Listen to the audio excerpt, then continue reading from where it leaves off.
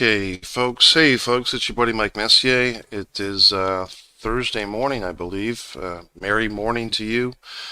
This is One Pro Wrestling and Sports Fan YouTube channel, and I'm going to discuss the wonderful Vice TV running series, Who Killed WCW. It's produced by our buddy there, Dwayne Johnson, The Rock, and his ex-wife. I always find it interesting that it seems like, I could be wrong, but it seems like The Rock tries to downplay that his producing partner in a lot of these adventures he's on is in fact his ex-wife. I mean, I think it's kind of interesting that they've been able to have a working relationship together after being divorced, and good for them. That's very professional and all that. I think The Rock has been remarried since, and of course, he's helped his daughter there get work with the WWE and so forth. So good for him, good for them.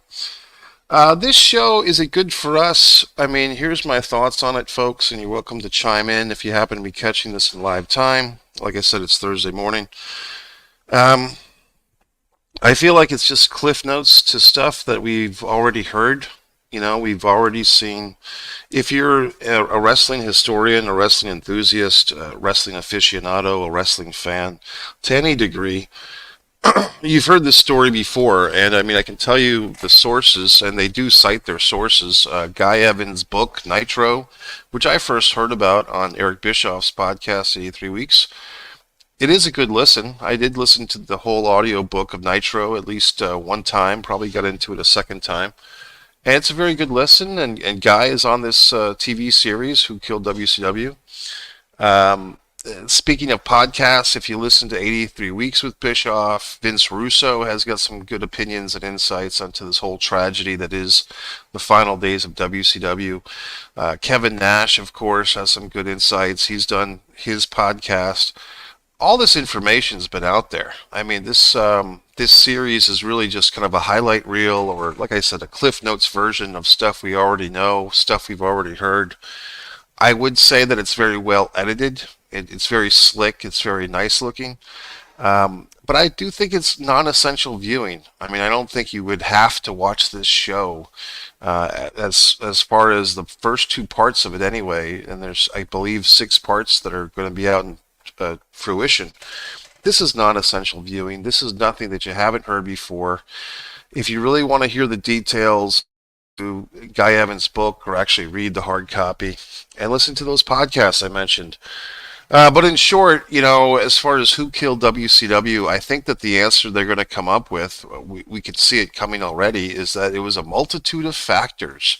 You can't blame one individual. I mean, I can hear these sound bites in my mind already from Kevin Sullivan and everybody else. It wasn't just one individual. So many people had to mess up to kill WCW. And I do believe Bischoff. I know a lot of people have issues with Bischoff, and they say that he's a perpetual liar, and he always, you know, shines the light on himself and puts other people in the shadows. But I think Bischoff has done a good job over the years of copying to the mistakes that he made, things that he did that he shouldn't have done, and sometimes he kind of, you know, bowed into pressure, especially with running Thunder, the second WCW weekly show. He never wanted to do that. He said he felt pressure basically to keep his job and to make Ted Turner happy, and that he should have, you know, fought back and just said, look, this is going to oversaturate the audience with WCW programming. And so I think Bischoff is a pretty good source, and I do feel that between Eric Bischoff, Jim Ross, and anyone else, Tony Schiavone, that's talked about this stuff, I do kind of believe the narrative that the Turner executives and the Time Warner executives and the other people that were, you know, in on those upper echelon meetings, they just did not want WCW to be a part of Turner Broadcasting, and I do believe that narrative. I don't think there's much more to it than that. If you look at the last couple of years of ratings for Nitro, they were certainly paling compared to WWE's Raw. However, that their show, Nitro and Thunder, were still top-rated shows on not only TBS and TNT, but also all of cable television. So I do believe the story that it was really the inner workings of Time Warner, Turner Broadcasting, all those people just did not want this Nitro or WCW to be continued. And that's what happened. So I don't think we really need this series. It's a fun watch. It's a good rewind. But I'm going to pick apart some things in this series that maybe you noticed, maybe you didn't.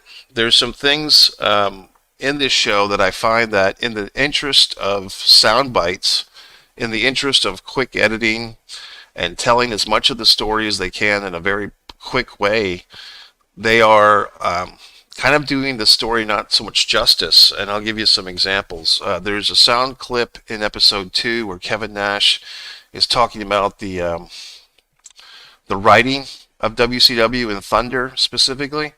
And he's talked about this at length in other shoot interviews. I think the Sean Oliver interviews. He's talked about how on the writing team, basically what they would do is you would have a Monday Nitro coming up, and then 2 or 3 days later you'd tape, you'd film live a Thunder, and then you would have another Thunder episode taped on that Thursday night after the live episode. And then they would go back to Monday Nitro the next week for a live episode of Nitro. So basically you'd have a live Monday Nitro. 3 days later you'd have a live Thunder. Then you would tape a Thunder and keep that in the can. And then the next week you'd have a live Monday Nitro. And then 3 days after that you would play the taped Thunder. So basically you would, in that 2-week span, you'd have one episode of Thunder that had to basically be very generic. No, if you could avoid title matches, and I think there's a way to do that. Basically, you just don't have title matches, and you don't have matches that are essential to feud development. On that second week of Thunder, basically you just have exhibition matches. But I think in the interest of television, they didn't necessarily always want to just have exhibition matches, whatever that means, just matches with no circumstances or nothing to do with storylines, just basic generic wrestling matches. So they would try to write, that live Monday Nitro before the taped Thunder. They would try to write that to have it go somewhere and have the payoff come with the taped Thunder. And I think that very difficult for anyone to do. If you're a wrestler or anyone, just bizarre, because like Nash has pointed out, the injuries in wrestling, maybe a guy is supposed to be there and doesn't show up, and then you have this pre-taped Thunder match that doesn't have the proper lead up on that live Nitro 3 days earlier. So it was a big mess. And like I said, the simple solution might have been just to keep those Thunder matches on week 2, the pre-taped Thunder matches, keep them very generic, keep them very non-essential. However, then you're writing a crap show and everybody would see through it. So I don't think there was a good solution. And I think Kevin Nash points that out pretty well. And you might be wondering, well, why did they do the pre-taped Thunder? Basically because they were having a hard time selling tickets for Thunder every week. So I guess they were starting to lose money, on those Thunder tapings. So there you have that. I'm trying to get back to my notes here, folks, in case you're wondering. I'm sure you are. You're wondering, what's he doing? I'm trying to get back to my wonderful notes because I actually wrote notes down for this. And of course, I can't fucking get to them when I'm trying to. So that's upsetting me. God in heaven. Just so sick of passwords for everything. You know what I mean? Okay, let's move on. What else? The butts and seats line, I noticed, if you saw week 2, unless I missed something, basically Tony Schiavone is talking about, they're talking about the famous time, the finger poke of doom going against the Mick Foley Rock title match. I believe the Foley Rock match, I want to say it was taped December 28th, 1998 in Worcester, Massachusetts, and then it was basically broadcast, I think it's January 2nd or January 3rd of 1999. And that went up against the finger poke of doom, and of course Eric Bischoff demanded that Tony Schiavone go on Nitro in his commentary duties and basically spoil the result of Raw and tell the fans, hey, if you're going to watch Monday Night Raw, you're going to see Mick Foley, who used to wrestle here as Cactus Jack, win the world title from The Rock. That'll put butts in seats. So the whole tagline, the whole point, the whole bullet, the punchline on that anecdote is Tony Schiavone insulting Mick Foley and in turn insulting Mick Foley's fans and saying butts in seats. That, sarcastically saying that Mick Foley winning a title, world title, will put butts in seats, demeaning Mick Foley, demeaning Mankind, demeaning Cactus Jack, and the legacy that he had throughout the world of wrestling, and especially in WCW. And that whole thing is lost because they basically edited out the butts in seats line. So it's kind of like, what's the point of telling this anecdote? They basically go through the whole story of the famous butts in seats story without giving you the butts in seats line.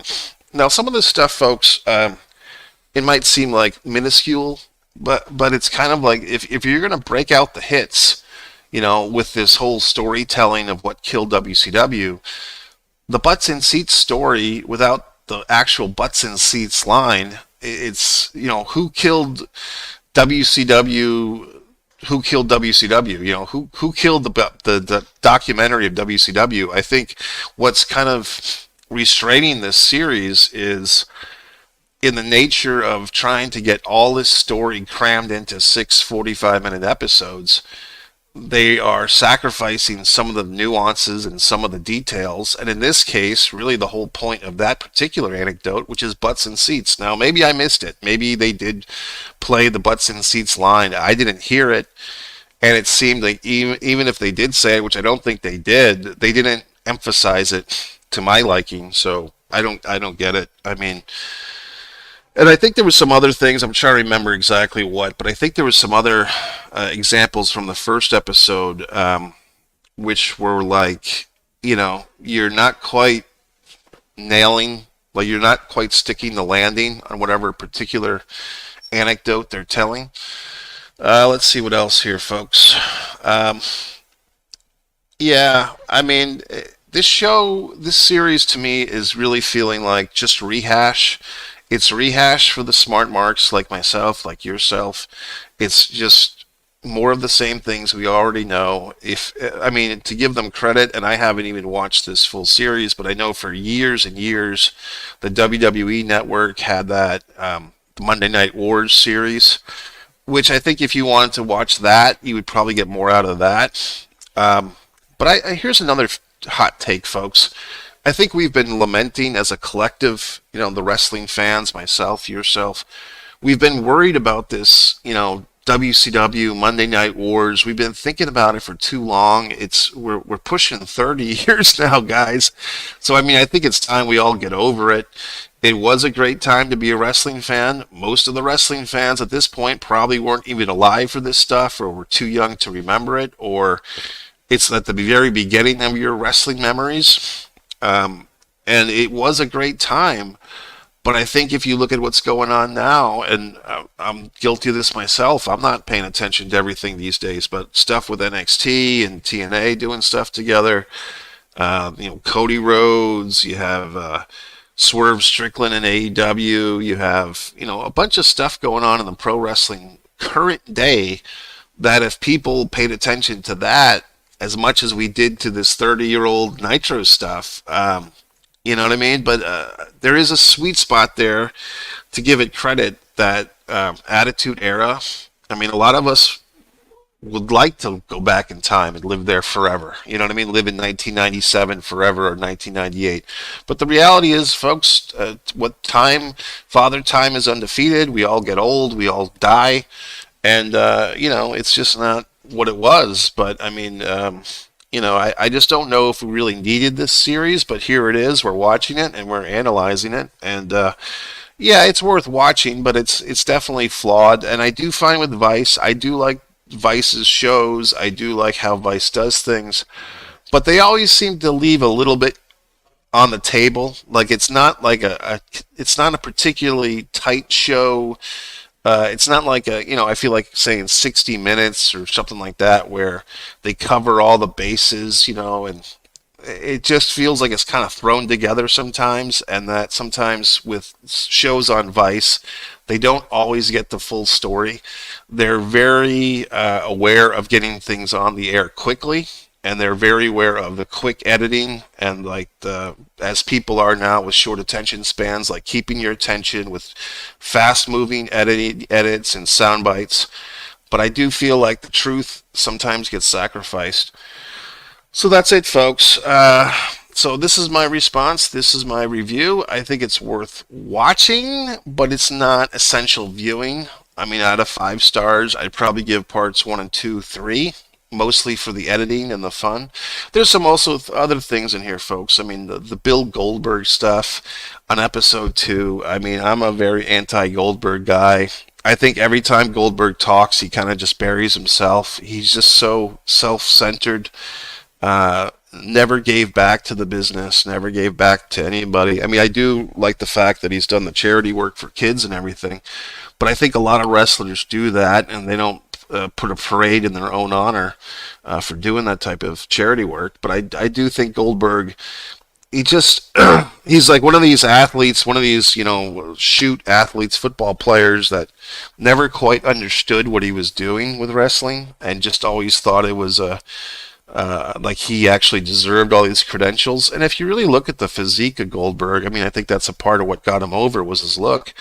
You could look at a guy like Brian, not Brian Adams, but the other Brian Clark, from Mortis and Wrath and the tag team that he was in, Chronic, Adam Bomb. I mean, he could have been Goldberg. He could have had the same trajectory, I think.